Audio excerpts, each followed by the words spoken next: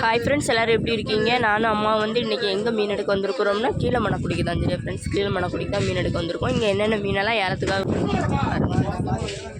620 630 650 950